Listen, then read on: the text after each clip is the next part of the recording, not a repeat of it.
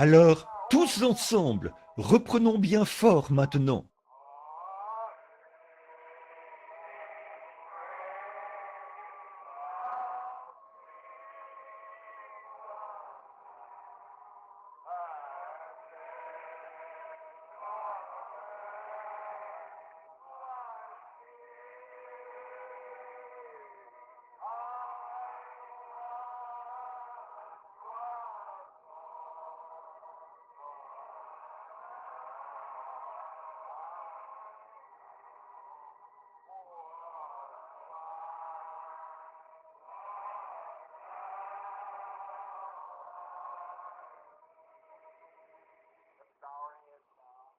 Courbons la tête maintenant.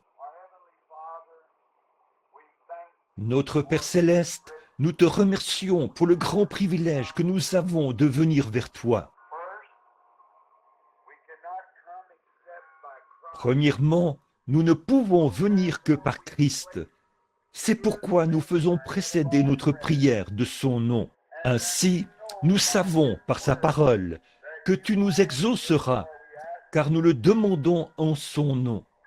Ce n'est pas par notre propre justice, ni par quoi que ce soit que nous puissions posséder ou faire, mais c'est par la grâce et par elle seule que nous venons et que nous le demandons au nom de Christ.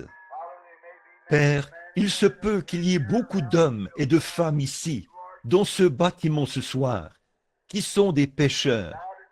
C'est pour le pécheur que tu es mort. Puisse ce soir être le soir où Dieu parlera à leur cœur et les appellera par sa grâce à entrer dans le royaume. Accorde-le, Père. Peut-être qu'ils ont perdu bien des années à errer dans le péché, mais que ce soit maintenant l'heure.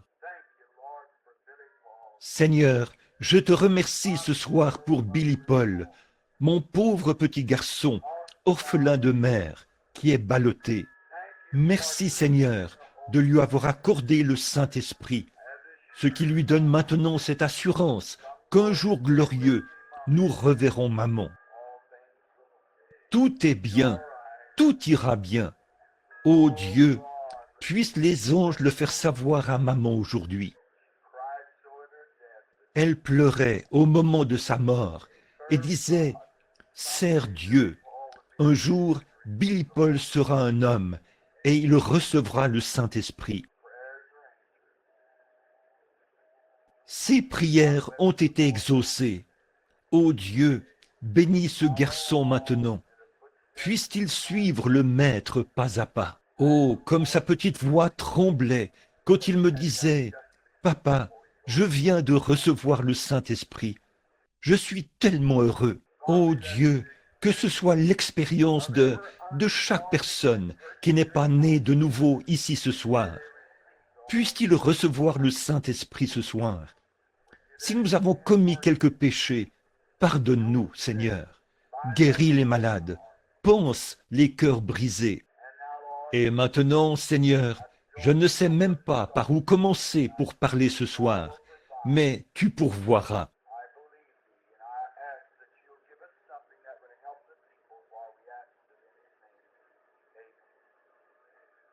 Je crois en toi, et je te prie de nous donner quelque chose qui aidera les gens, car nous le demandons en son nom.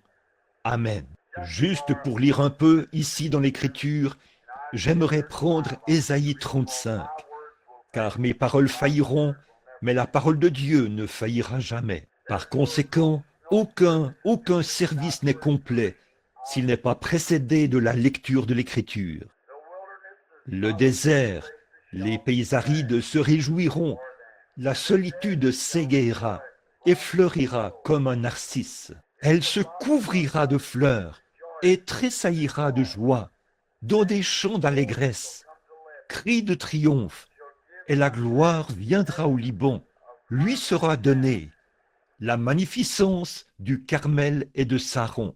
Ils verront la gloire de l'Éternel, la magnificence de notre Dieu. Fortifiez les mains languissantes et affermissez les genoux qui chancellent.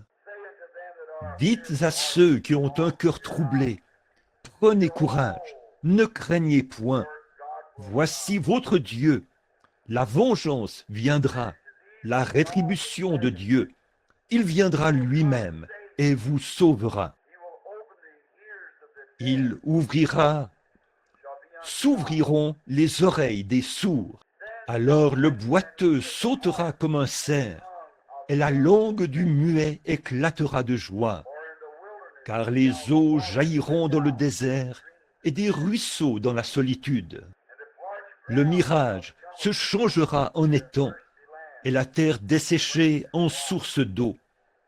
Le repaire qui servait de gîte aux chacals croîtront des roseaux et des joncs. Il y aura là un chemin frayé, une route, la voie sainte. Nul impur n'y passera. Elle sera pour eux seuls. Ceux qui la suivront, même les insensés, ne pourront s'égarer. Sur cette route, point de lion, nulle bête féroce ne la prendra. Nul ne s'y rencontrera. Les délivrés y marcheront, là. Les rachetés de l'Éternel retourneront. Ils iront à Sion avec chant de triomphe, et une joie éternelle couronnera leur tête. L'allégresse et la joie s'approcheront. La douleur et les gémissements s'enfuiront. Puisse le Seigneur ajouter ses bénédictions à la lecture de sa parole.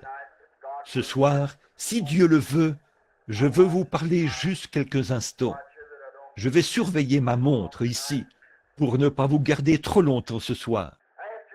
Après les réunions de cette semaine où j'ai essayé de montrer aux gens qu'il n'y a pas lieu d'avoir peur, la pire chose que le diable peut mettre sur vous, c'est la crainte. Si vous aviez même un cancer et que vous ne craignez pas, que vous croyez que Dieu vous guérirait, vous ne seriez pas trop mal en point.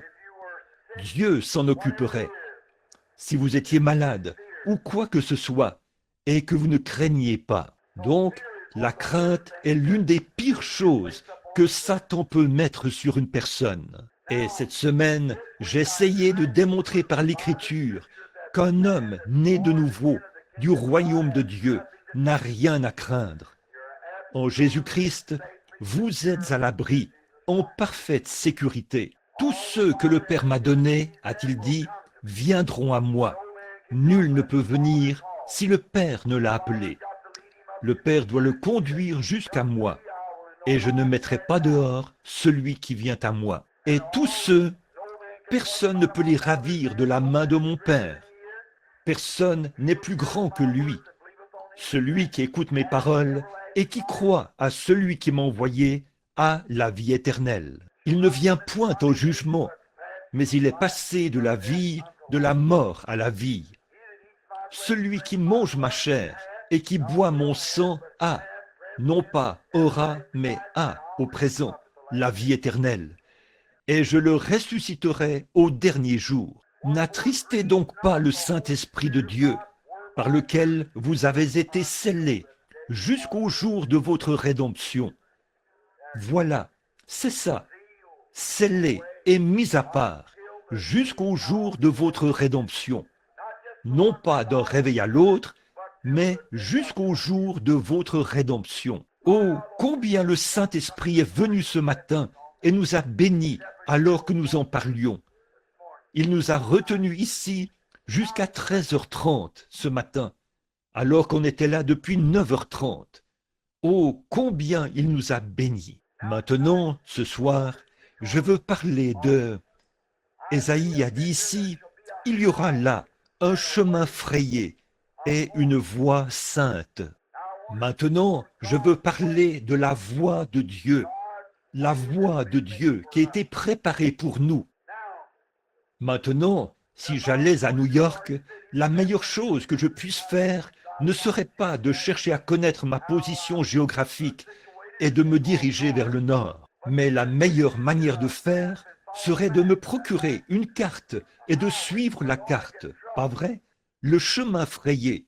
Sinon, j'aurais des ennuis. Il n'y a pas de raccourci dans le royaume de Dieu. Vous savez, si nous essayons de prendre un raccourci, nous finirons par nous retrouver quelque part dans un étang et nous nous enliserons. Et c'est ce que nous faisons quand nous quittons l'ancienne grande route de Dieu.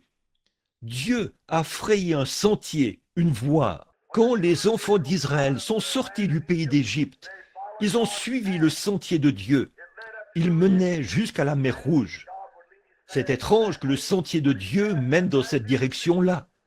Mais son sentier passait à travers la mer. Alors, quand le moment de la confrontation est venu et qu'Israël s'est trouvé là, devant la mer, le sentier de Dieu passait à travers la mer. Alors Dieu a baissé les regards à travers la colonne de feu, et la mer a pris peur. Elle s'est retirée, et Israël a traversé à pied sec. Le sentier de Dieu passait à travers cela. Puis Dieu les a conduits directement au désert, à la source de Mara, l'eau amère. N'est-il pas étrange que Dieu mène ses enfants aux eaux amères? Mais ils avançaient tous sur la route. Mais puisqu'il était là, le remède contre les eaux amères se trouvait sur la rive. Moïse a coupé un arbre, l'a jeté dans l'eau et elle est redevenue douce. Certains passent par les eaux, certains passent par les fleuves, certains passent par de dures épreuves, mais tous passent par le sang. C'est comme ça que Dieu conduit ses enfants. Le sentier de Dieu, la voie pourvue par Dieu. Si les enfants d'Israël avaient un tant soit peu cherché à dévier et à contourner par ce chemin-ci, ils auraient eu des ennuis. Il leur fallait suivre la nuée de feu, la colonne de feu qui les conduisait. C'est cela qu'ils suivaient. Et si l'Église ce soir ne suit que la colonne de feu, le Saint-Esprit, vous arriverez à Canaan, c'est sûr et certain. Dieu a une voie, c'est une voie à laquelle il a pourvu. Il y a deux voies qu'un homme peut suivre. Il peut suivre sa propre voie ou suivre la voie de Dieu. C'est soit la bonne voie, soit la mauvaise voie. Et votre voie, c'est toujours la mauvaise voie. La voie de Dieu, c'est la bonne voie. Et vous ne pouvez pas suivre votre propre voie et la voie de Dieu en même temps. Alors, vous devez abandonner votre propre voie pour que Dieu puisse régner sur vous. C'est vrai. Dieu pourvoit d'une voie. L'homme a toujours voulu tracer sa propre voie. Dans le jardin d'Éden, Dieu a conçu l'homme de sorte qu'il n'ait absolument besoin de rien. Dieu a fait de lui un être parfait. Mais l'homme a voulu suivre sa propre voie. Il a voulu y mettre du sien. Il a voulu faire des découvertes. Ainsi donc, aussitôt qu'il est tombé, nous avons vu cela cette semaine, alors que nous étudions les Écritures. Il s'est fabriqué une religion. Il n'a pas attendu que Dieu lui en donne une. Il en a fabriqué une lui-même. Mais il a vu que sa religion, sa couverture, ne faisait pas l'affaire. C'est ainsi qu'a toujours été l'homme. Il veut suivre sa propre voie. Mais Dieu avait un moyen. Alors l'homme a cousu des feuilles de figuier dont il s'est couvert, lui et sa femme. Mais quand il s'est retrouvé devant Dieu, il a vu que ça ne ferait pas l'affaire. Et je vous le dis, mes amis, il y a eu beaucoup d'hommes, et il y en a encore ce soir, qui, une fois au bout du chemin, découvriront que cette petite religion superficielle à laquelle vous vous accrochez ne fera pas l'affaire. À moins d'être né de nouveau, rien d'autre ne fera l'affaire. Jésus a dit, si un homme ne naît d'eau et d'esprit, il n'entrera point dans le royaume. Aucunement, peu importe s'il est méthodiste, baptiste, presbytérien, peu importe qui il n'y entrera pas, tant qu'il ne sera pas né d'eau et d'esprit. Être né signifie qu'il a été changé. Pour qu'il naisse, il lui faut mourir, premièrement. Donc, vous devez mourir à vous-même et naître de nouveau en Jésus-Christ. C'est vrai. Maintenant, je veux vous faire remarquer qu'il s'est retrouvé en train de chercher à se frayer son propre chemin. Nous avons vu ce matin comment Caïn a essayé de se frayer un chemin. Il a apporté des pommes, des poires, des pêches et des citrouilles, ou peu importe ce que c'était. Il les a déposées sur l'autel et a dit, « Voilà, Seigneur, j'ai bâti un autel, j'ai bâti une église. Je suis un bon membre d'église. » Voyez, je vais à l'église tous les jours. Je suis venu ici et j'ai bâti l'autel. J'y ai déposé le sacrifice. Maintenant, je vais m'agenouiller et prier. Et maintenant, Seigneur, je veux que tu m'acceptes. Mais Dieu l'a rejeté. Et ce même vieil esprit religieux vit dans l'Église aujourd'hui. C'est exactement la même chose. Il est religieux au possible, et il ne connaît pas plus Dieu qu'un Hottentot ne peut connaître une nuit égyptienne. Vous savez que c'est la vérité. Les esprits religieux. N'allez pas croire que Staline est l'Antichrist. La Bible dit, les deux esprits seraient tellement proches au point de séduire, s'il était possible, même les élus. Nous voyons que Judas Iscariote est venu là, puis il est allé prêcher l'évangile et s'est réjoui. Il est revenu en hurlant et en poussant des cris, et il passait du bon temps avec les autres disciples. Matthieu chapitre 10. Mais il a continué d'aller avec les disciples. Pourtant, il était le diable incarné. Mais il continuait d'aller avec eux.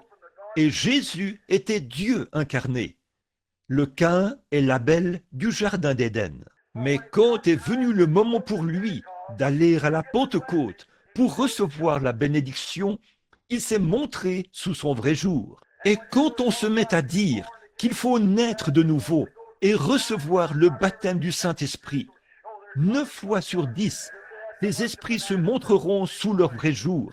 Ils feront voir ce qu'ils sont. Ils diront, ça, c'est du fanatisme. Laissez ça de côté. Frère, c'est la voie pourvue par Dieu pour l'homme aujourd'hui.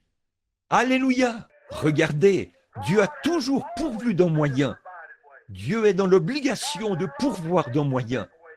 Dieu pourvoit d'un moyen pour la nature. Pourquoi ces grandes inondations partout dans le pays? On a abattu tous les arbres et tout, ce qui a laissé libre cours à la circulation de l'eau. Vous construisez des barrages, là, quelque part, et vous fermez le lit de la rivière. Voilà que l'eau se trouve un autre chemin. Vous interférez avec la nature. Dieu avait pourvu d'une voie. C'est ça la cause des inondations. Tout ce que Dieu a fait est parfait. Et chaque fois que l'homme s'en mêle, il rend ces choses imparfaites. C'est vrai. Eh bien, prenons par exemple le cas des canards. J'aime observer les canards pendant les saisons où je vais chasser dans la montagne. J'irai là-bas à l'automne. Eh bien, là-bas, les canards viennent tous de la Louisiane pour s'y rassembler. Ils vont là-bas dans les marécages. Puis, ils se dirigent vers le nord et s'y installent. Ils font leur nid et élèvent leurs petits canetons. Ainsi, les petits grandissent. Et vers le mois de septembre, à cette période de l'année, ou à la fin septembre. Et puis, le brave petit canard, le petit canard mâle, il n'a jamais quitté cet étang. Il est simplement là, dans l'étang. Au bout d'un moment, le givre se met à gagner le sommet de la montagne. Un peu de neige tombe là-haut, et une brise froide balaye la montagne. Ce petit canard ressent cela. Eh bien, il n'a jamais été ailleurs que sur cet étang. Il n'a pas encore un nom. Il lève la tête, pointe son petit bec en l'air, file au milieu de l'étang et se met à faire coin, coin. Tous les canards de l'étang viennent vers lui. Chaque canard de l'étang sait qu'il est né chef. Et sans boussole ni rien, ce petit canard prend son envol, quitte cet étang et se dirige tout droit vers la Louisiane, vers les rizières, directement là-bas. On dirait que les chrétiens devraient avoir un peu de cet instinct de canard, de toute façon, n'est-ce pas? C'est vrai. Très bien. Pourquoi? Vous dites, c'est l'instinct. Non, ils suivent la voie pourvue par Dieu. Dieu leur a donné un moyen, un instinct pour les y conduire.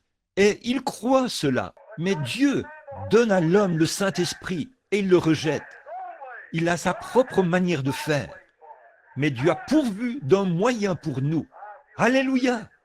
Je me sens un peu religieux ce soir, après ces quelques soirées de réveil. Remarquez, voilà. Oui, monsieur, ce petit canard ira là-bas. Et je vais vous dire autre chose. Vous allez consulter le journal. On vous dit, demain, il fera beau temps. Alors, vous allez à la chasse, et là, vous voyez les lapins s'installer bien bas dans l'herbe. Ne vous fiez pas aux journaux. Observez cette vieille truie prendre du foin du versant nord de la colline pour l'apporter là-bas, sur le versant sud de la colline, et se faire un lit sur le versant sud de la colline.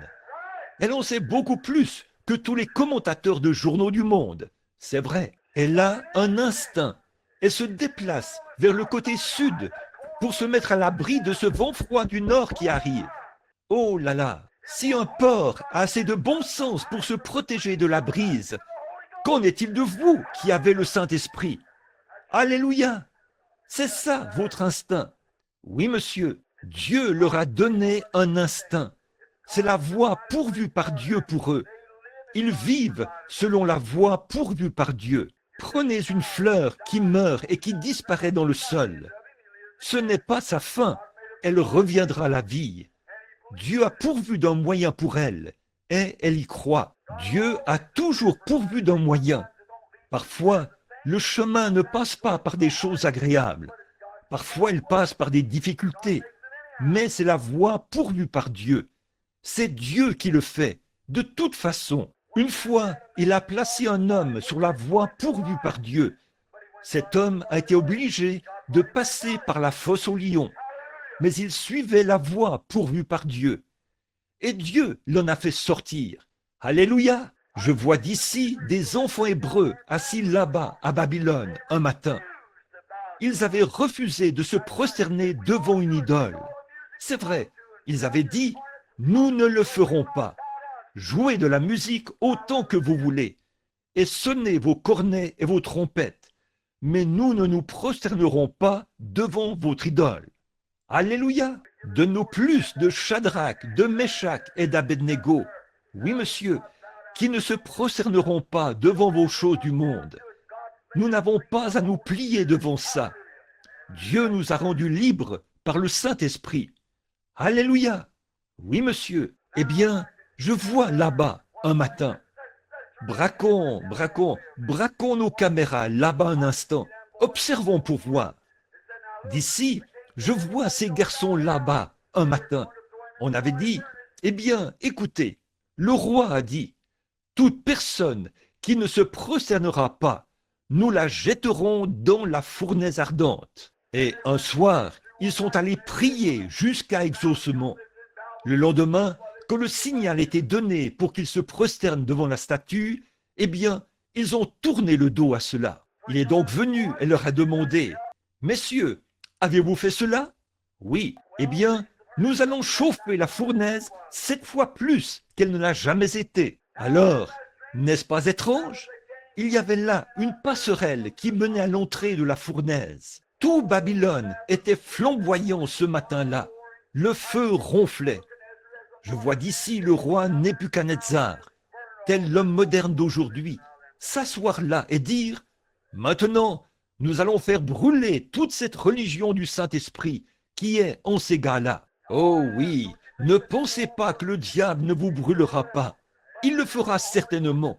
Mais souvenez-vous, le Saint-Esprit est lui-même un feu. Maintenant, je veux vous faire remarquer que le chemin de Dieu menait directement à cette passerelle.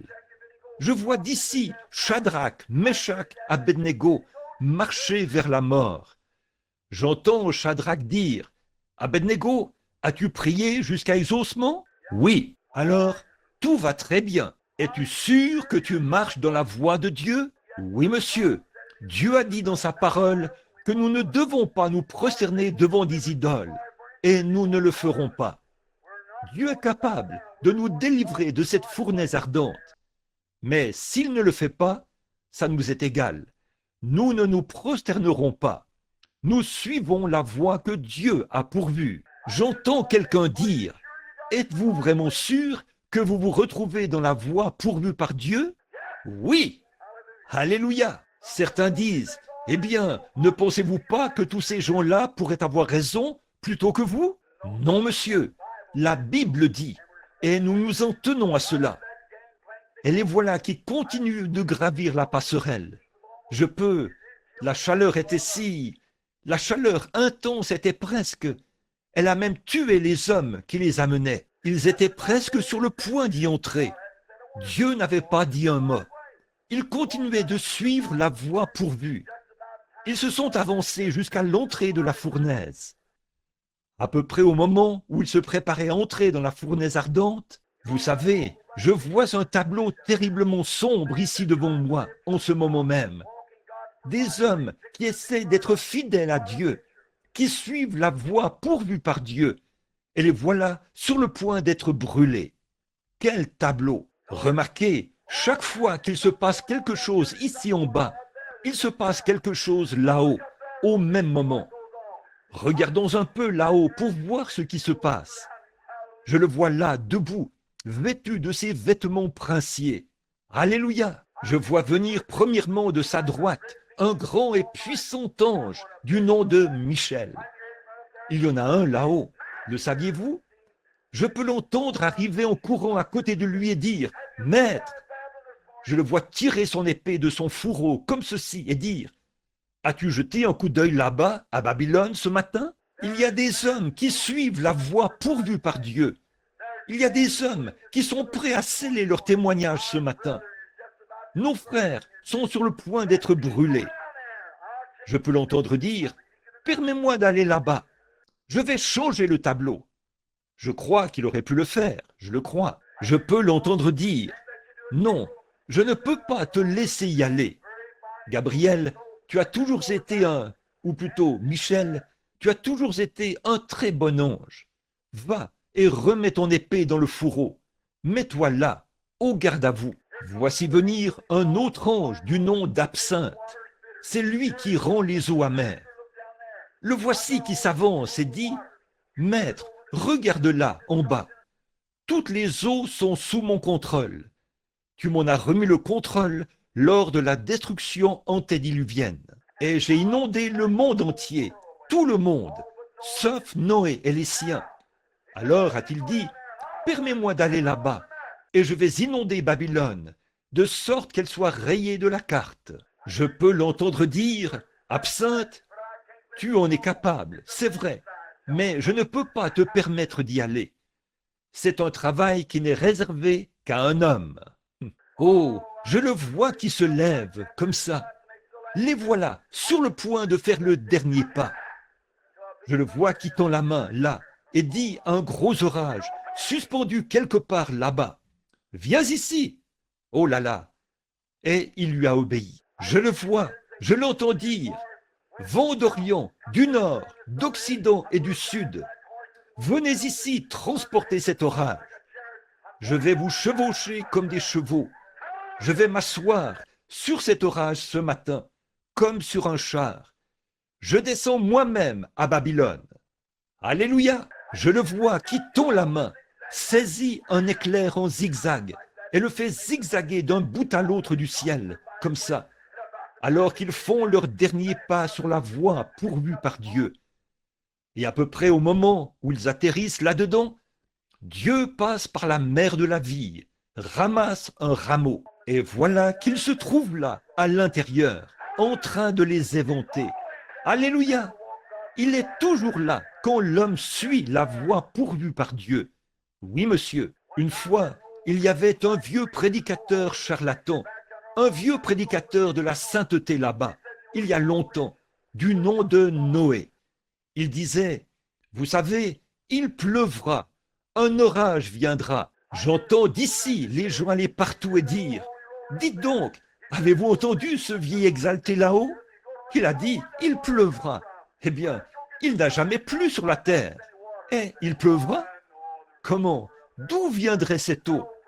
Eh bien, allons examiner cela par la science pour voir s'il y a de l'eau là-haut. Eh bien, non, il n'y a pas d'eau là-haut. Qu'est-ce qui ne va pas? Ce vieux prédicateur n'a plus toute sa tête. Mais Dieu avait dit que cela arriverait. Dieu avait dit, Noé, prépare une arche pour le salut de ta maisonnée, pour le salut des tiens. Et Noé avait eu assez de bon sens pour le faire. C'est tout. Il était allé préparer l'arche. J'entends d'ici quelques-uns là, à cet endroit, qui parlaient un jour, là-bas dans la zone commerciale. Certains disaient, « Hé, qu'en est-il de cette histoire de pluie qu'il raconte là-bas? Cette histoire que raconte ce vieux prédicateur charlatan, disant qu'il pleuvra là-haut. Avez-vous déjà entendu pareille chose? Et là, il prétend suivre la voie pourvue par Dieu. Il la suivait. Amen. Tout à coup, le tonnerre s'est mis à gronder et les éclairs à briller. Je vois la vieille grosse maman chameau là-bas qui lève les yeux et dit, « Papa chameau, as-tu entendu cela? C'est le tonnerre. C'est ce que Noé avait dit. Allons dans l'arche. Et les voilà qui descendent la colline. Et voilà papa cheval et maman cheval et tous les autres couples qui entrent dans l'arche, les uns à la suite des autres. Dieu a fermé la porte et a envoyé la pluie. Noé suivait la voie pourvue par Dieu. Certains de ces gens ont enfourché des rondins et ont dit « Ceci me maintiendra au-dessus des flots ». Mais laissez-moi vous dire que quand les orages ont commencé à se déchaîner, l'arche a flotté. Alléluia! Pourquoi?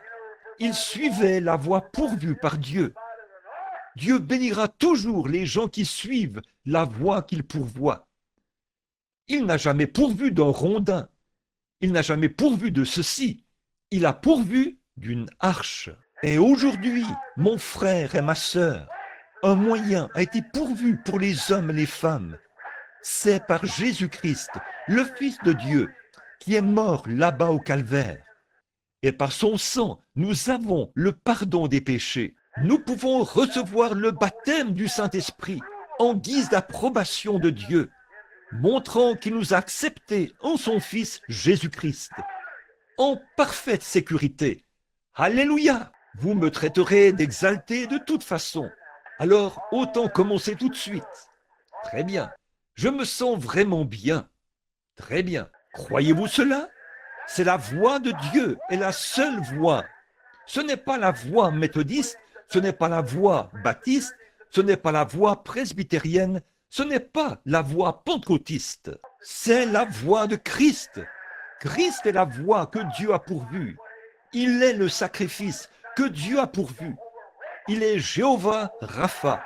Il est Jéhovah Jireh. Il est Jéhovah Manassé. Quand Abraham a offert Isaac, il a donné à ce lieu le nom de Jéhovah Jireh. Le Seigneur se pourvoira lui-même d'un sacrifice. Et voilà, c'est le Fils de Dieu. Amen. Dieu pourvoit toujours d'un moyen d'échapper. Oui, monsieur. Une fois, il y avait là-bas un vieux prédicateur du nom d'Élisée qui prêchait.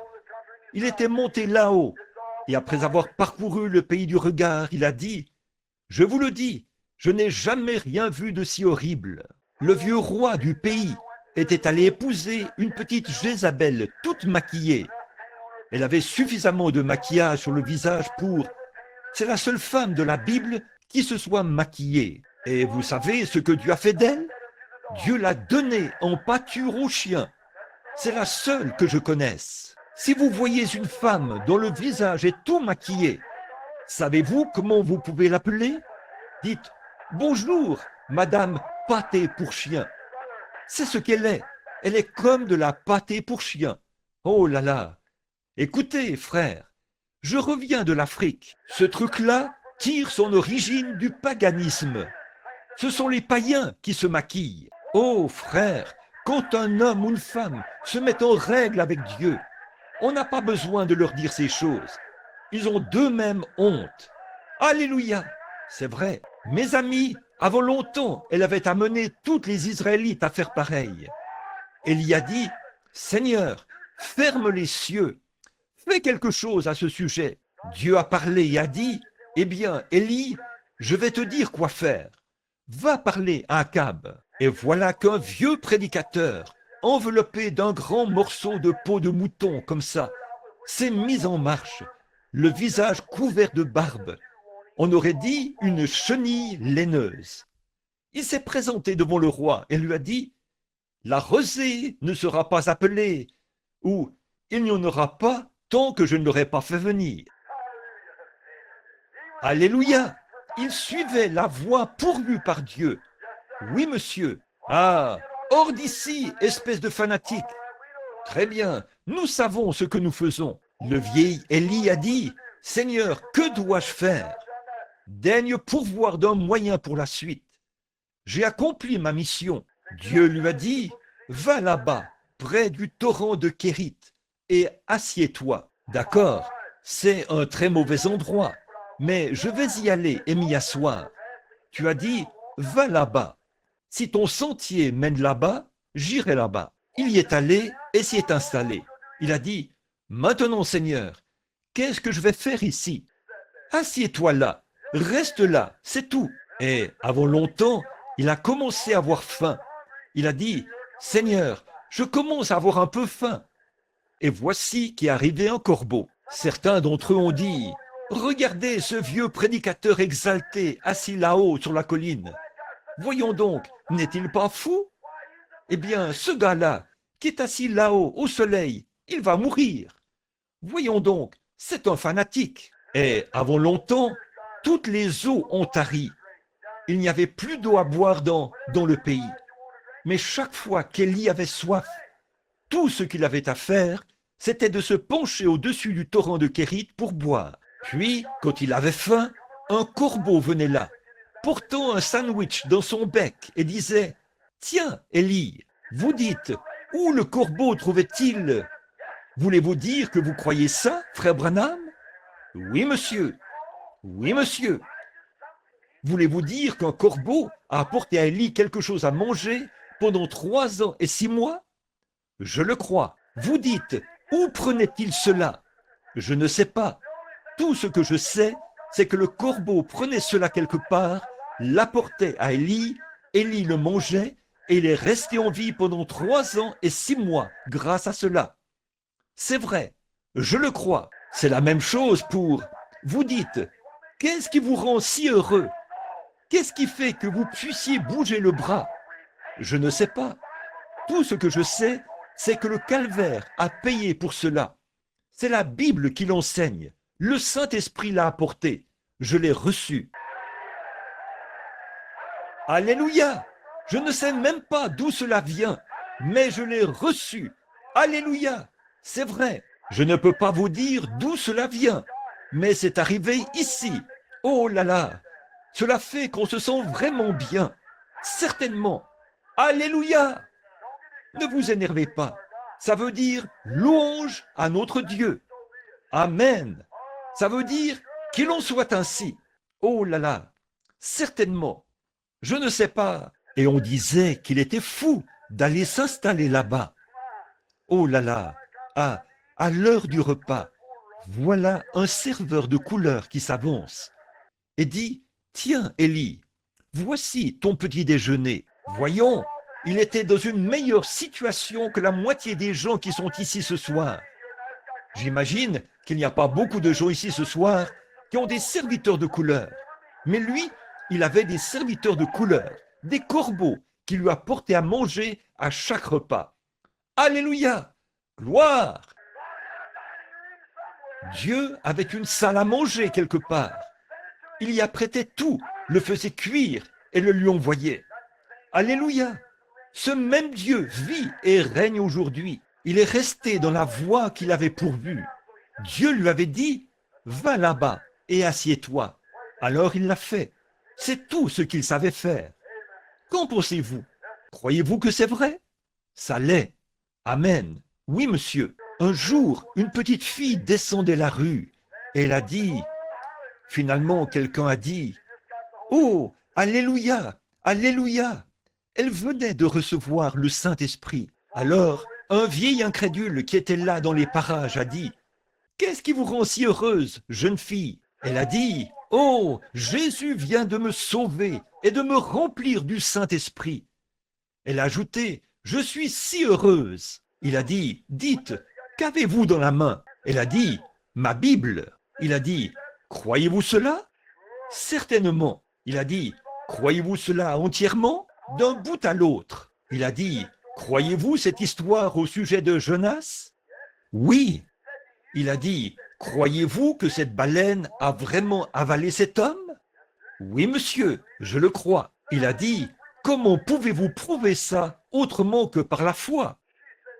Elle a dit, eh bien, quand j'arriverai au ciel, je demanderai à frère Jonas. L'infidèle lui a répondu, il a dit, et si frère Jonas n'est pas au ciel? Elle a dit, alors c'est vous qui devrez le lui demander. Alléluia! Il ne lui restait qu'un seul lieu où aller, en enfer. Si vous rejetez la voie de Dieu, vous serez obligé d'aller en enfer. Absolument. C'est la seule autre voie. Donc, vous suivez une voie ou l'autre. Amen. Très bien. Je peux le voir là-bas, assis là-haut, et les corbeaux qui lui apportent à manger. Il est redescendu là-bas.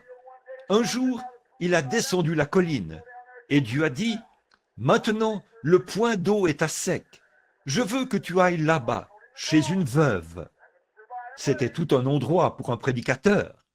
Dieu lui avait dit d'y aller. C'était ça, la voie pourvue. Il s'est rendu là-bas. Et elle n'était pas israélite non plus. Non, elle ne l'était pas. Et elle a marché là-bas, et il a descendu la colline. Et pendant qu'il descendait la colline, il a rencontré une brave veuve debout dans la cour, en train de rassembler ses morceaux de bois. Il a dit, entre et donne-moi quelque chose à manger.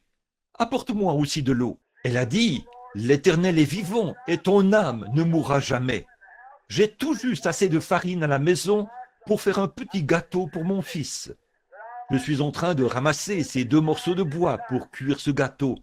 Lui et moi le mangerons, après quoi nous mourrons. Il a dit, apporte-moi d'abord un peu d'eau, puis fais cuire le gâteau et apporte-le-moi.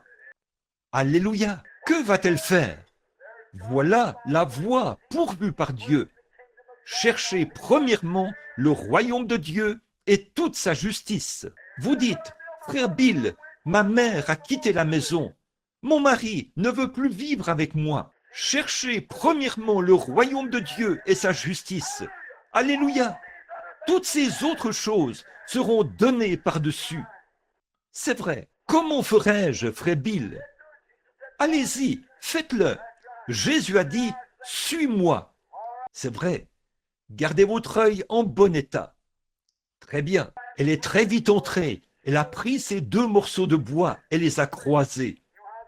Vous connaissez la vieille manière indienne de croiser les morceaux de bois? C'était la croix, certainement. Et c'est au beau milieu de cette croix qu'on allumait le feu. C'est là qu'on allumait le feu, dans ce four à galettes. Elle a apporté la galette, l'a donnée au prédicateur, qui s'est tenu là et l'a mangée. Il a dit, maintenant retourne en faire une pour toi et ton gars, ton fils. Car ainsi dit le Seigneur, le pot ne se videra pas et la cruche ne sera pas à sec jusqu'au jour où Dieu enverra la pluie sur la terre. Alléluia! Quoi? Parce qu'elle avait premièrement cherché le royaume de Dieu, parce qu'elle avait suivi la voie pourvue par Dieu. Dieu l'a récompensée. Croyez-vous cela? Oui, monsieur. Une fois, une femme avait perdu son frère. Il s'appelait Lazare. Oh, c'était un brave garçon. Elle avait de la peine à l'idée de ne plus le revoir. Il est mort. Elle avait envoyé chercher son pasteur ou l'évangéliste, c'est-à-dire Jésus. Elle était sortie d'une église et elle avait renoncé à tout ce qu'ils avaient. Elle avait envoyé chercher Jésus pour qu'il vienne et prie, mais il avait tout bonnement poursuivi son chemin. Elle l'avait de nouveau envoyé chercher. Il avait tout bonnement poursuivi son chemin. Il a dit, je ne fais rien que le Père ne m'ait montré. Le Père lui avait déjà montré que Lazare allait mourir. Il est venu au bout d'un moment, après environ 3 ou 4 jours. Il a dit, Lazare est mort. Et à cause de vous, je me réjouis de ce que je n'étais pas là. Mais je vais le réveiller. Ainsi donc, ayant appris que Jésus venait, elle est allée à sa rencontre. C'était la voie pourvue par Dieu. Aller à la rencontre de Jésus. C'est vrai, Ça l'est toujours. Quand vous avez de l'affliction dans votre foyer, allez à la rencontre de Jésus. Quand vous avez la maladie dans votre foyer, allez à la rencontre de Jésus. Vous avez des chagrins dans votre foyer, allez à la rencontre de Jésus. Alléluia! Si vous avez besoin de quoi que ce soit, allez à la rencontre de Jésus. Allez à sa rencontre. Il a tous les remèdes. Il a tout. Il n'a pas le remède, il a la solution. Amen. Alors, elle est allée à sa rencontre et elle est tombée à ses pieds. Une fois, elle avait lu une histoire au sujet d'une femme, il y a longtemps dans la Bible. C'était une Sunamite. Elle se souciait beaucoup d'un prédicateur du nom d'Élisée. Alors, elle avait aménagé une petite chambre là, sur le côté de sa maison. Il y avait mis un lit, un chaudelier, un siège et tout. Élisée était arrivé là et il avait vu toute cette bonté qu'elle avait eue pour le prédicateur. Elle lui avait payé la dîme et tout, vous savez. Alors il a dit, va lui demander, va voir ce que nous pouvons faire pour elle, s'il me faut parler au roi ou au chef de l'armée. Elle a dit, j'habite au milieu de mon peuple et tout va bien. Il a dit, très bien, va lui demander ce que je peux faire. Géasi a dit, elle est stérile, elle n'a pas d'enfant. Il a dit, va lui dire, ainsi dit le Seigneur. Vers cette époque de l'année, à la période de la vie, elle aura un fils. Et elle l'a eu. L'enfant a grandi jusqu'à l'âge de 11 ou 12 ans. Un jour, vers midi, il était dans les champs avec son papa. Je crois qu'il a eu un coup de soleil. Il s'est mis à crier « Ma tête, ma tête !» Il a envoyé l'un des serviteurs avec l'enfant, le petit garçon. On l'a installé sur les genoux de sa mère. À midi, il est mort. Quel endroit approprié! Elle l'a porté et l'a couché sur le lit du prédicateur, là où le prophète s'était couché. Un bon endroit où aller. Elle l'a couché sur le lit du prédicateur. Elle a dit, selle-moi un mulet maintenant. Avance et ne t'arrête pas en route sans que je te le dise. J'aime ça. Avancez et ne vous arrêtez pas. Continuez simplement à avancer. C'est vrai. Le problème, c'est que nous nous arrêtons pour parler à trop de gens. Nous nous arrêtons trop pour fêter ensemble, en société. Nous avons trop de telle et telle chose. On organise une soirée de couture, vous savez. On fait de la couture et on parle de mademoiselle un tel. Vous savez comment ça se passe. Toutes ces choses se retrouvent dans l'église. Alors que vous devriez vous débarrasser de toutes ces distractions et avoir un réveil à l'ancienne mode, envoyé par Dieu. Priez jusqu'à exaucement, jusqu'à revenir d'aplomb, jusqu'à ce que le ciel descende et que le Saint-Esprit vienne comme un vent impétueux et remplisse le lieu et les gens. Amen. Voilà ce qu'il nous faut. Elle a dit, ne t'arrête pas. Et son mari a dit, cet homme n'est pas au Carmel. Il a dit, ce n'est ni nouvelle lune, ni sabbat. Elle a dit, ça va aller. Elle voulait aller voir le prophète. Alors, elle a poursuivi son chemin. Élisée a regardé au loin et a dit, voilà cette Sunamite qui arrive. Quelque chose ne va pas chez elle. Je ne sais pas ce que c'est. Elle est arrivée en trombe. Et il a dit, te portes-tu bien? Ton mari et ton enfant se portent-ils bien? Elle a répondu, tout va bien. J'aime ça. Elle avait suivi la voie pourvue par Dieu. Elle a dit, tout va bien maintenant. Et c'est là qu'elle s'est mise à tout dévoiler. Il a dit à Élie, prends mon bâton et va le poser, ou plutôt à Géasi, prends mon bâton et va le poser sur l'enfant. Mais elle a dit, je ne te quitterai point. Alors le prophète y est allé, a prié, a fait les 100 pas dans la pièce. Il s'est couché sur l'enfant mort et celui-ci est revenu à la vie. Cette femme, Marthe, savait que la Sunamite avait reconnu que Dieu était dans son prophète. Et si Dieu était dans son prophète, Dieu était certainement dans son fils. Donc, si elle pouvait arriver jusqu'à Jésus, elle obtiendrait le remède. Alors, elle a accouru et est tombée à ses pieds. Elle a dit, Seigneur, si, c'est ce qu'il était, Seigneur, si tu avais été ici, mon frère ne serait pas mort. Mais maintenant même, tout ce que tu demanderas à Dieu, Dieu le fera. Oh, j'aime ça. Maintenant même, tout ce que tu demanderas à Dieu, Dieu le fera. C'est encore bon ce soir.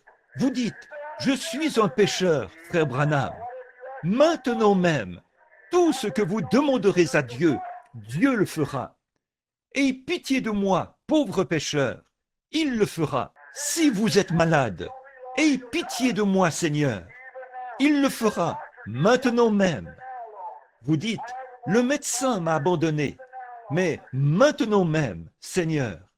Je n'ai pas marché depuis 5 ans, mais maintenant même, Seigneur. Je n'entends plus rien depuis je ne sais quand. Maintenant même, Seigneur. J'ai perdu l'usage de la parole depuis je ne sais combien de temps, mais maintenant même, Seigneur. Quoi que vous demandiez à Dieu, et il est assis à la droite du Père, afin d'intercéder sur la base de votre confession. Alléluia. Elle a dit, maintenant même, tout ce que tu demanderas à Dieu, Dieu le fera. Il s'est redressé et a dit, ton frère ressuscitera. Elle a dit, oh oui Seigneur, à la résurrection générale, au dernier jour, il ressuscitera. Il a dit, je suis la résurrection et la vie. Oh là là, la Bible dit, il n'avait rien pour plaire, ce petit homme d'apparence frêle. Mais il a dit, quand il s'est redressé, voilà, c'était Dieu. Il a dit, maintenant ton frère va ressusciter. Il a dit, je suis la résurrection et la vie, a dit Dieu. Celui qui croit en moi vivra, quand même il serait mort. Quiconque vit et croit en moi ne mourra jamais. Crois-tu cela? Elle a dit, oui Seigneur, je crois que tu es le Fils de Dieu, qui devait venir dans le monde. Il a dit, où l'avez-vous mis? Et il s'est mis en marche vers la tombe. Jésus a pleuré. Il n'y a pas longtemps, une femme m'a dit, une très brave femme, une femme de la science chrétienne, qui ne croyait pas que Jésus avait la divinité. Elle croyait qu'il était un prophète. Elle croyait qu'il était un brave homme, mais qu'il n'était pas né d'une vierge. Il nie la naissance virginale. Non seulement cela, mais un sondage a montré que 85% des prédicateurs protestants des États-Unis prétendent que la naissance virginale est une imposture. C'est vrai, la manière dont vous vivez pourrait facilement m'amener à le faire, à le penser. C'est l'exacte vérité. Ils croyaient que c'est une imposture. Et il y avait même un plus grand pourcentage de prédicateurs qui ne croyaient pas que Jésus reviendrait sous une forme visible. Ce n'est pas étonnant que nous ayons besoin d'un réveil. Frères, écoutez bien, on entend tellement parler de réveil aujourd'hui. Nous n'avons jamais eu de réveil. Ici, il n'y a pas longtemps, j'ai suivi la présentation d'un autre homme, où on a beaucoup parlé de ce sujet. Selon ce qu'il disait, il est allé dans une ville, et là, il avait eu 5000 conversions. Nous avons fait un suivi juste après son passage. Pas moi, un groupe de ministres. Ils ont pris leurs coordonnées pour faire le suivi avec ces gens. Et 30 jours après son passage, ils n'ont pas pu en trouver 30 qui prétendaient être sauvés. Vous savez ce que je pense? Je pense qu'il s'agit de la conviction plutôt que de la conversion, c'est-à-dire quand un homme naît de nouveau de l'Esprit de Dieu. Ce qu'il nous faut aujourd'hui, ce n'est pas une réunion de réveil, mais un réveil à l'ancienne mode, un réveil du Saint-Esprit envoyé par Dieu, une religion à l'ancienne mode, de ciel bleu qui tue le péché, lavé par le sang. Amen. Une religion qui fera en sorte que vous rendrez ces outils pour pneus et que vous vous repentirez. C'est vrai, elle a dit, puis elle a dit, eh bien, écoutez, frère Branham, je peux vous prouver qu'il n'était rien d'autre qu'un homme. J'ai dit, allez-y, si vous pouvez me prouver qu'il n'était pas Dieu, alors je l'accepterai. Elle a dit, non, il n'était pas divin, il n'était qu'un homme. Et je peux prouver par la Bible qu'il n'était qu'un homme. J'ai dit, si vous pouvez le prouver par la Bible, alors je l'accepterai.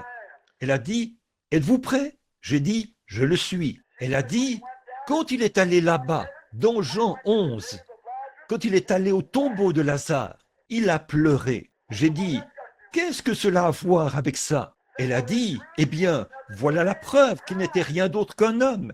Il pleurait. J'ai dit, écoutez, madame, il était un homme, c'est vrai, mais il était plus qu'un homme. Il était un homme Dieu. Dieu était en Christ, réconciliant le monde avec lui-même. Oui, monsieur, il est venu pour faire la volonté du Père. Il a suivi la voie pourvue par Dieu. Il n'a jamais regardé à droite ni à gauche. Il a fait ce que Dieu lui disait de faire. Il était la voie pourvue par Dieu. Et sur le chemin qui menait vers Lazare, il a pleuré. Il était un homme quand il pleurait. Mais quand il s'est tenu là, près du tombeau, où se trouvait un homme mort depuis 4 jours, rongé par les vers de sa peau, qui entrait et sortait de son corps, et dont la puanteur se répandait, quand il a dit « Lazare, sors !» un homme qui était mort depuis 4 jours s'est levé sur ses pieds et a repris vie. Là, c'était plus qu'un homme. Alléluia! Oui, monsieur, il était un homme quand il pleurait. Mais quant à la résurrection, il était Dieu. Il était un homme quand il est descendu de la montagne, affamé, ce soir-là, et le regardait autour dans les arbres, cherchant quelque chose à manger.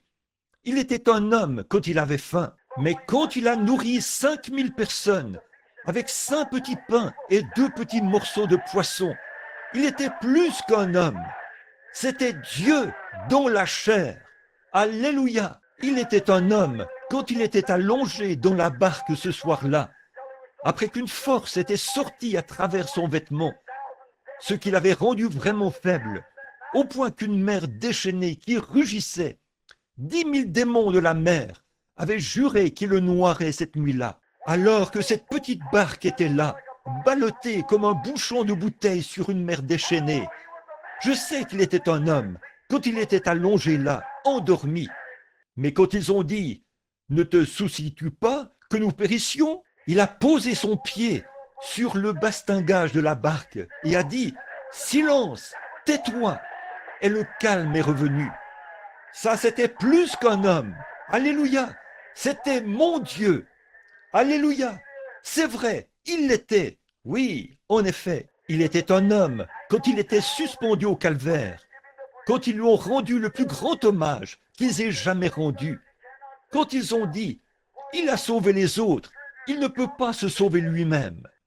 Quel merveilleux hommage ou quel compliment ils lui ont fait. S'il avait sauvé ses autres, lui-même, il n'aurait pas pu sauver les autres. Alors, il lui fallait se donner lui-même afin de sauver les autres. C'était un homme quand il a imploré la miséricorde, quand il a dit « Mon Dieu, pourquoi m'as-tu abandonné ?» Il est mort comme un homme. Oui, mais quand il est ressuscité le matin de Pâques, il a prouvé qu'il était Dieu. Ce n'est pas étonnant que le prophète ait dit « En vivant, il m'a aimé.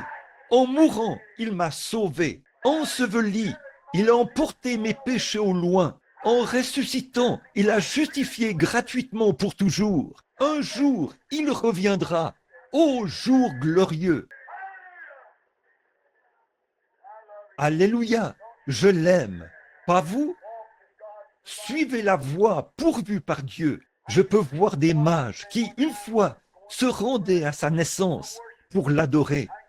Je peux les voir tous se préparer. Les voilà qui chargent leurs chameaux. Je peux voir Jim Jones et tous les autres, et Jean Intel faire leurs bagages. Je peux les voir qui placent leur table à cartes et les rangent là, sur le côté, comme ceci.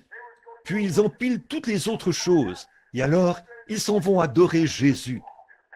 Voilà qu'ils finissent par constater, au moment de partir, que les vieux chameaux n'arrivaient pas à marcher. C'est justement là le problème de l'Église aujourd'hui. Vous l'avez tellement rempli des choses du monde que ça vous ramène en arrière. C'est vrai, je le vois qui prend le départ comme ça, et tous les autres aussi. Ils arrivent là-bas, sur le flanc de la montagne, et voilà qu'ils ne peuvent même pas passer, puisque étroite est la porte, resserrez le chemin, mais il n'y en aura que peu qui les trouveront. Oui, monsieur, je peux voir un autre brave compagnon qui fait ses bagages. Il veut voyager léger, parce que, dit-il, je fais mes bagages pour aller au ciel. Frère, je ne fais pas mes bagages pour aller au ciel. Je les défais pour pouvoir aller au ciel. Alléluia. Donc, pour l'enlèvement, il faut se débarrasser de tout.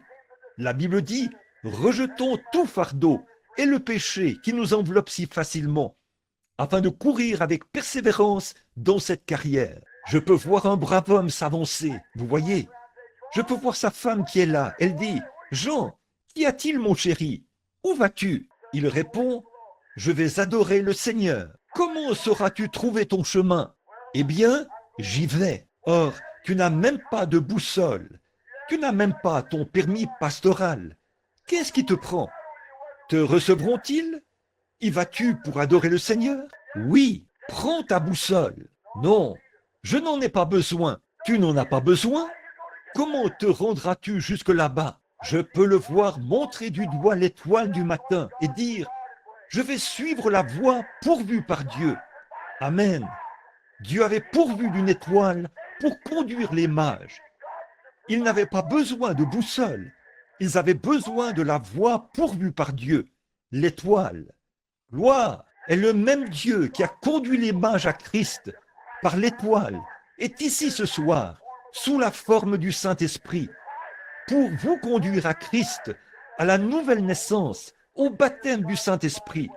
C'est ça, la voie pourvue par Dieu. Si un homme ne naît d'eau et d'esprit, il ne verra même pas le royaume de Dieu. Hommes et femmes, l'avez-vous reçu? Mon temps est écoulé. Oh là là, j'ai vraiment envie de me mettre à parler de cela, d'enfoncer mes mains dans les poches de mon pantalon et de prêcher comme un vieux prédicateur, ça fera. Pourquoi? J'aime ça. Mon gars, vous aimeriez bien déguster de la crème glacée, mais il faut que vous ayez du bacon et des haricots pour avoir un corps solide. Quelque chose qui nous nourrit, qui donne de l'énergie. C'est ce qu'il nous faut. Ne le croyez-vous pas? C'est vrai. Dieu a pourvu d'une voie. Y marchez-vous ce soir? Avez-vous reçu le Saint-Esprit après avoir cru? Maintenant, vous, mes bons amis baptistes, vous savez que j'ai fait partie, j'étais baptiste, et mon pasteur, là, était baptiste. Mais je veux vous dire quelque chose. Acte 19 dit, avez-vous reçu le Saint-Esprit après avoir cru? Pas quand vous avez cru, mais après avoir cru. Oui, monsieur, si ce n'est pas le cas, il est pour vous ce soir. Dieu a pourvu d'une voie. Frères, sœurs, n'essayez pas d'utiliser votre propre voie. N'utilisez pas la voie des feuilles de figuier. N'enfourchez pas un rondin, comme ils ont essayé de le faire lors de la destruction antédiluvienne. Ne vous revêtez pas de feuilles de figuier, comme l'avait fait Adam. N'essayez pas de suivre la voie du roi Nebuchadnezzar pour persécuter l'Église de Dieu. N'empruntez pas toutes ces autres voies, ces formes et ces voies, et bien d'autres choses que nous pourrions citer. N'y allez pas comme les pharisiens, qui étaient des gens très religieux, et qui disaient, « Maintenant, écoutez, nous sommes haut placés. S'il se passe quoi que ce soit, nous le saurons. » Et Dieu s'est glissé là-bas, a fait naître un enfant dans une crèche à Bethléem, l'a fait venir dans le monde, puis l'a fait quitter le monde par la peine capitale, et ils n'en ont rien su. C'est vrai, la voie pourvue par Dieu. Oh, une fois, il y avait une femme, elle avait dépensé tout son argent. Alléluia! Les médecins ne pouvaient lui faire aucun bien, et un jour, elle était sur le point de s'évanouir. Elle était atteinte d'une perte de sang depuis de très longues années. Et un jour, elle a entendu le bruit de rames provenant d'une barque. Elle a regardé, et la voie pourvue par Dieu était venue. C'est, oh là là, je peux la voir qui s'avance vers des baptistes très distingués. Les jours des miracles sont passés. Elle s'est simplement faufilée entre leurs jambes. Ils ont dû s'écarter du chemin. Je la vois qui arrive là, chez Brigham Young, et toutes ces femmes. Elle a tout simplement continué son chemin. Qu'a-t-elle dit? Je les entends dire, Arrêtez-vous. Où allez-vous, puisque le médecin ne peut rien faire pour vous? Où allez-vous donc? Je vous ai vu là-bas, souffrant d'une perte de sang. Elle a dit, je suis la voix pourvue par Dieu. Où est-elle? J'espère que ce n'est pas de cet hypocrite-là que vous parlez. C'est là que ça se trouve. J'y vais de ce pas. Elle s'est frayée un chemin ici et là, jusqu'à ce qu'elle arrive auprès de cet homme-là. Et il faisait partie de ce genre d'église-ci, de ceci et de cela. Et tous essayaient de la renvoyer. Mais elle s'est frayée un chemin jusqu'à Jésus. Certains d'entre eux lui ont dit, « Attendez un instant là, ma sœur. Si vous mangez de la viande, vous n'y parviendrez pas. » Elle suivait la voie pourvue par Dieu. Si vous n'avez pas saisi de serpent, vous n'y parviendrez pas. Elle suivait la voie pourvue par Dieu. Elle voulait arriver jusqu'à Jésus. C'est vrai, je pense à David autrefois. Alléluia, oui monsieur. Quand il a dit qu'il y a, là où il a parlé de, il a dit, goûtez et voyez comme le Seigneur est bon. Son goût est semblable au miel du rocher. Voici une petite description que j'avais l'habitude d'en faire. Quand je pensais au vieux sac qu'il portait ici, sur le côté, un petit sac dans lequel il mettait du miel. C'est ce que faisaient les vieux bergers. Et quand les malades donnaient, les brebis tombaient toutes malades, ils prenaient un peu de miel de leur sac et le mettaient sur un rocher de calcaire. Puis, ils appelaient la brebis malade et faisaient en sorte que cette brebis malade se mette à lécher ce rocher. Et quand elle se mettait à lécher le miel du rocher, elle léchait un peu de ce calcaire alors qu'elle léchait le miel. Et vous savez ce qui arrivait? La brebis malade se rétablissait. Maintenant, frère, regardez, j'ai un sac entièrement rempli de cela ce soir. Je ne vais pas le mettre sur l'église baptiste, l'église méthodiste, l'église presbytérienne ou l'église pentecôtiste. Je vais le mettre sur Jésus-Christ, là où cela doit être. Et vous, les brebis malades, allez-y, léchez, et vous serez certain d'en retirer quelque chose. Oui, monsieur, léchez-le. Comme ce vieil homme, soyez ensevelis et léchez-le. Vous retirerez quelque chose. Ne prêtez aucune attention à ce que dit votre Église. Prêtez attention à Christ. Suivez-le, car c'est en lui, il est l'Église. Je vois, suivez la voie pourvue par Dieu. Il n'a jamais dit que les méthodistes étaient la voie pourvue par Dieu. Et il n'a pas dit non plus que les baptistes l'étaient, ni aucune autre Église.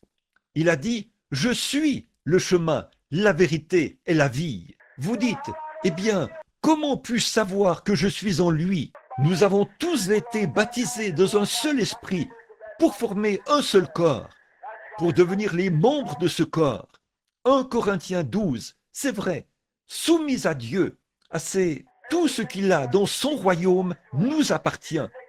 Il prend son gros carnet rempli de chèques, au bas desquels il signe son nom, et il dit, « Tiens mon fils, tout ce dont tu as besoin va te le procurer. » Amen. N'ayez pas peur de les remplir.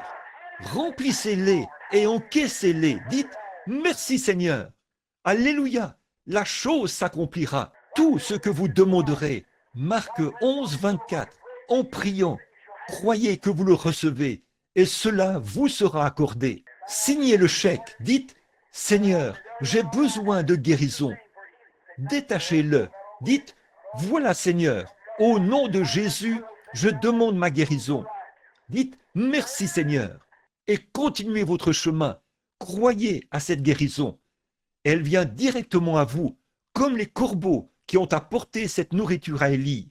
C'est ça. Vous dites, « J'ai besoin du salut pour mon âme. » Qu'allez-vous faire? Écrivez simplement et dites, « Tu as dit, venez à moi, vous tous qui êtes fatigués et chargés. Je vous donnerai du repos. » Ça, c'est à moi, Seigneur. Remplissez le chèque. J'ai besoin du salut. Accorde-le-moi, Seigneur. Le voilà. Merci, Seigneur. Et vous repartez avec cela. Avez-vous besoin du Saint-Esprit? Oui, monsieur. Restez dans la ville de Jérusalem jusqu'à ce que vous soyez revêtus de la puissance d'en haut. Après que le Saint-Esprit sera survenu sur vous, vous serez mes témoins à Jérusalem, dans la Judée, dans la Samarie et jusqu'aux extrémités de la terre. Croyez-vous cela? Remplissez le chèque, signez-le, envoyez-le et voyez ce qui arrivera. Dieu l'accordera. La voie pourvue par Dieu. Il vous a remis un carnet de chèques. Alors remplissez-les. Dieu l'a promis. Croyez-vous cela? Certainement. Dieu pourvoit toujours d'une voie. Un jour, il y a eu un jeune homme du nom de Jairus. Oh, il s'était en quelque sorte rattaché à une bande d'incroyants. Comme beaucoup de prédicateurs aujourd'hui, ils se rattachent de la même manière. La Bible dit, ne vous mettez pas sous un joug avec les infidèles. Très bien. Avant longtemps, eh bien, qui a dit ça? C'est vous? Or, la Bible dit, voici les signes qui accompagneront ceux qui auront cru. En mon nom, ils chasseront les démons, ils parleront de nouvelles langues, ils saisiront des serpents, ils boiront des breuvages mortels, ils imposeront les mains aux malades et les malades seront guéris. Si vous prêchiez cela dans la moitié des églises aujourd'hui, on vous mettrait à la porte. C'est vrai, c'est vrai. Ils ne connaissent pas la voie pourvue par Dieu. Mais c'est ce qu'il a dit. C'est ce que Jésus a dit. Croyez-vous cela? Oui, monsieur. Ainsi donc, s'il l'a dit, amen. Je crois cela. Je pense que c'est la vérité. Et je suis sa voie, ce qu'il a dit de faire. Elle confirme cela par des miracles et des prodiges qui m'accompagnent. C'est vrai. Alors, faites la même chose. Suivez la voie. C'est pour celui qui veut qu'il vienne. Venez. Dieu vous a appelé. Il faut que vous veniez. Alors venez sans tarder. N'attendez plus. Acceptez cela ce soir. Je vois là ce brave homme. Il s'est joint à eux. Il aimait Jésus, mais il était un peu comme... Il ne voulait pas perdre son prestige, vous savez, les bénédictions. Alors ils sont sortis. C'est ce qu'ils ont fait. Alors le Seigneur a dit, maintenant regardez ce brave homme là-bas. Je l'ai prédestiné à la vie éternelle. Et le voilà qui fréquente cette bande d'incroyants. Je vais donc m'occuper de son cas. Il a simplement laissé sa fille tomber malade. Cet homme a dit, eh bien, je vais faire venir le docteur Untel. Le docteur Untel l'a examiné. Il a dit, Jairus, son pouls devient de plus en plus faible. Je vais te dire ce qu'il y a lieu de faire. Ce serait mieux qu'on fasse ceci ou cela. Et il lui a administré tous les médicaments et tout. La mort a continué à avoir son emprise sur elle. Alors il s'est dit, je me demande si Dieu n'a pas pourvu d'une voie. Oh là là, l'homme qu'il avait tant critiqué au sujet de la guérison divine, où il avait entendu parler de lui, et il avait dit, oui, oui, ah oui, Jairus, ne trouves-tu pas que cet homme est un hypocrite? Non, a dit le Saint-Esprit, il n'est pas un hypocrite, crois en lui. Oh oui, très bien, oh je pense qu'il l'est. Vous voyez, c'est ainsi que sont certains de ces prédicateurs frontaliers. C'est vrai, ils ont peur. Oh, que Dieu ôte de vous cet os de poulet et qu'il vous donne une colonne vertébrale. J'aime bien le témoignage de Buddy Robinson. Il a dit, Seigneur, donne-moi une colonne vertébrale de la grosseur d'une bille de bois. Mets beaucoup de bruit dans le pignon de mon âme et que je combatte le diable aussi longtemps que j'aurai encore une dent. Et après, que je le morde avec mes gencives jusqu'à ma mort. J'aime ça, c'est vrai. Il a dit, j'avais un vieux chien de chasse. Elle est morte, âgée. Elle a attrapé les ratons laveurs jusqu'à ce qu'il ne lui reste plus une seule dent. Puis, elle attrapait ces ratons laveurs avec ses gencives et hurlait. J'aime ça, c'est vrai. Alléluia. Vous dites, frère Branham, je n'ai pratiquement pas d'instruction. Je ne suis pas important. Les prédicateurs me rejetteront. Revenons donc à notre histoire. Ce qui compte, ce n'est pas la taille du chien dans le combat, c'est la taille du combat dans le chien. C'est ce qu'il en est aujourd'hui. Prenez une position ferme. Je ne vous compare pas à un chien, mais prenez une position ferme. C'est comme ce qu'a dit un vieux chef un jour, alors qu'il se préparait à partir. On a dit, « Comment ça va, chef ?» Il a dit, « Je vais vous dire, mon frère. » Il a dit, « Il y a deux chiens en moi. L'un est noir et l'autre est blanc. Le chien noir veut que je fasse le mal, et le chien blond veut que je fasse ce qui est bien. Il a dit, ils se battent et se querellent continuellement. J'ai dit, chef, lequel des deux gagne?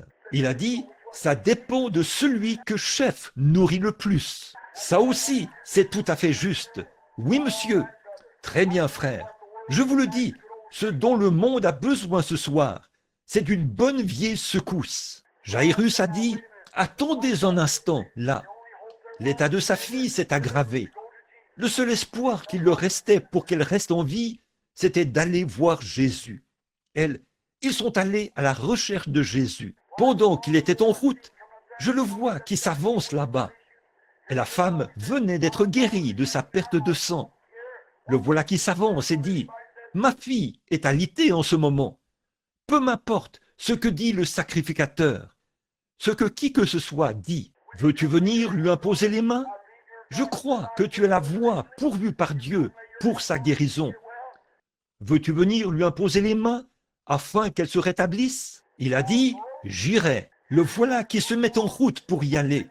Tout à coup, voici qu'un homme arrive de sa maison au pas de course et dit, « Jairus, ne fatigue pas le maître, parce qu'elle est déjà morte. » Oh, oh là là, je peux voir son petit cœur bondir en lui, comme ça. Je peux voir le beau regard tendre de Jésus se diriger vers lui et dire, « Ne t'ai-je pas dit, ne crains point, et tu verras la gloire de Dieu ?»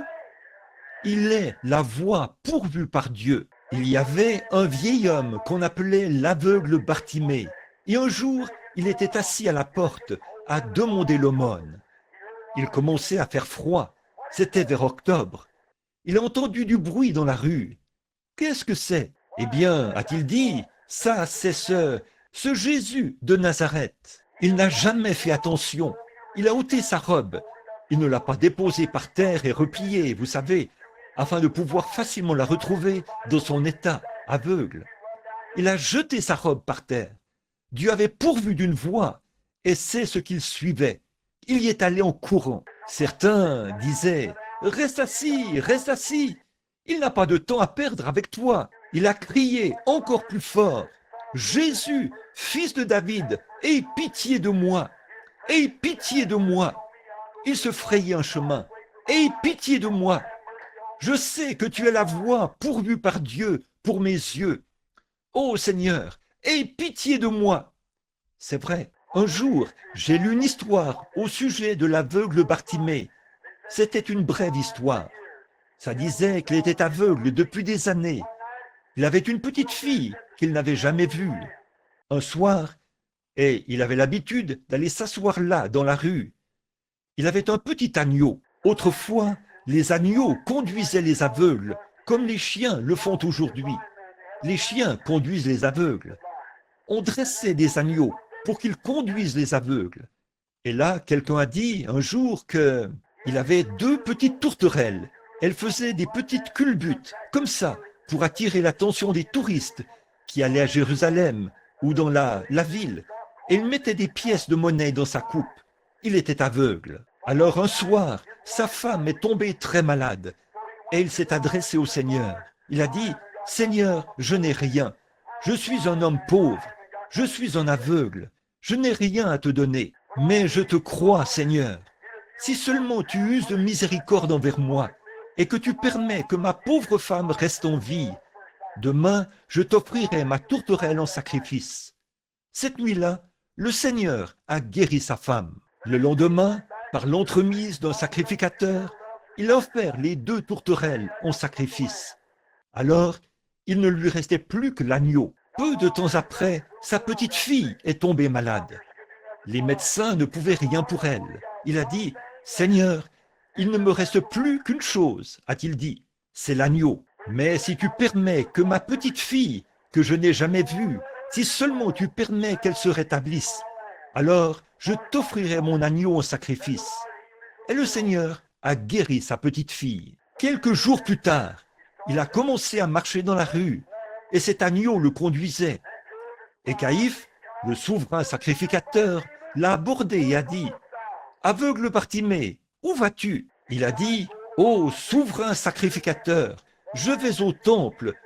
Cet agneau qui me conduit au temple, j'y vais pour l'offrir en sacrifice. Oh, a-t-il dit, tu ne peux pas faire ça. Bartimée lui a dit, oui. Il a dit, tiens, voici de quoi payer le prix d'un agneau. Va en acheter un. Il a dit, je n'ai jamais promis un agneau à Dieu, je lui ai promis cet agneau-ci. Cet agneau-ci. Il a dit, aveugle Bartimée, tu ne peux pas offrir cet agneau. Cet agneau-là, c'est tes yeux. Sans cet agneau, tu ne peux pas voir. C'est cet agneau-là qui te conduit. C'est tes yeux, aveugle Bartimée. Tu ne peux pas offrir cet agneau. Il y est dit que le vieil homme a tremblé un peu. Il a dit, ô souverain sacrificateur, Dieu pourvoira d'un agneau pour les yeux de l'aveugle Bartimée. Que Dieu le bénisse. Quand il les a entendus se rapprocher, alors Dieu avait pourvu d'un agneau. Le voilà qui arrive. Il est l'agneau pourvu par Dieu ce soir. Il est l'agneau qui a été pourvu pour nos yeux, vos yeux spirituels. Il est l'agneau qui était pourvu pour votre âme. Il est l'agneau qui était pourvu pour vous permettre d'échapper à l'enfer. Il est l'agneau qui était pourvu pour votre gloire au ciel. Ne voulez-vous pas l'accepter pendant que nous prions, alors que nous courbons la tête? Ô Seigneur Dieu, Créateur des cieux et de la terre, auteur de la vie éternelle, donateur de tout bon don, envoie tes bénédictions sur ces gens. Ces pauvres petits commentaires improvisés, Seigneur.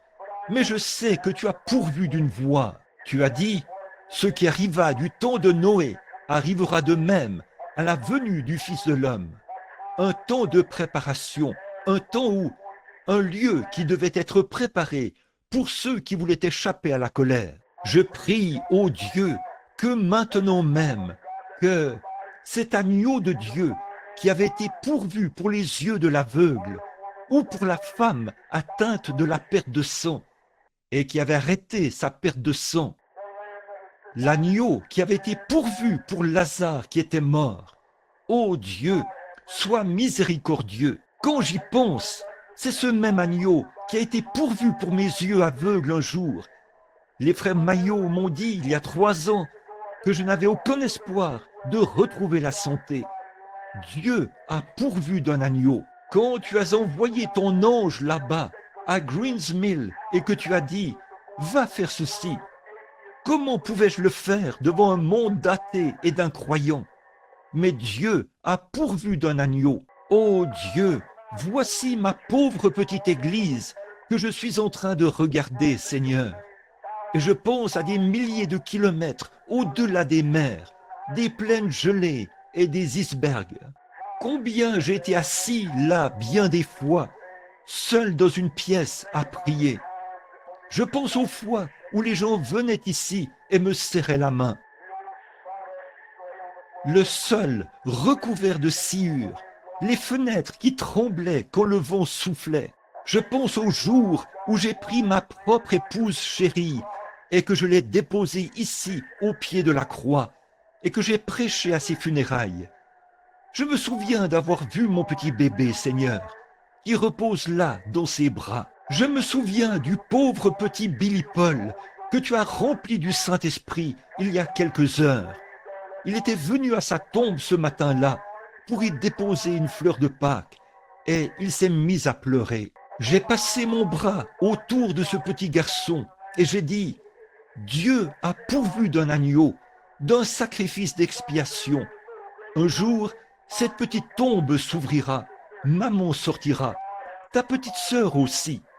Dieu a pourvu d'un agneau. Un de ces jours, ô Dieu, quand mon dernier sermon sera prêché, on m'étendra peut-être dans une pièce et je sentirai mon pouls monter le long de mon bras, la froideur de la mort envahir la chambre telle une marée, alors que la fenêtre sera ouverte et que les rideaux flotteront au vent. Ô Seigneur, fais venir le bateau de sauvetage. Je ferai mon dernier voyage.